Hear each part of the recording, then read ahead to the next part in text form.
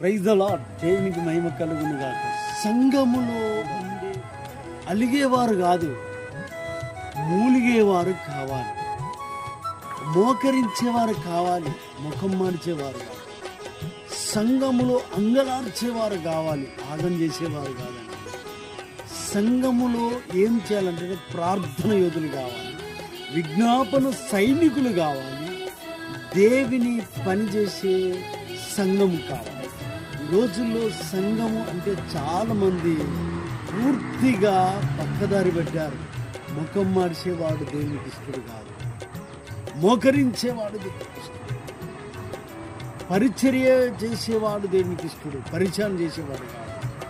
అంగలార్చి మూలిగి కన్నీరు గార్చి దేవుని కొరకు కనిపెట్టే సంఘాలు చాలా మంది కన్నీరు గార్చేవారు, పూర్తిగా దేవుని కొరకు నిలబడేవారు. కనుక నిన్ను నువ్వు తీర్మానం చేసుకున్నావు, దేవుని వైపు తిరుగు, మనుషుల వైపు చూడకు. ఈ రోజుల్లో బైబిల్ చదివే వాళ్ళు చాలా తక్కువైపోయారు, మనుషులను చదివి భక్తులను చదివే వాళ్ళు ఎక్కువ.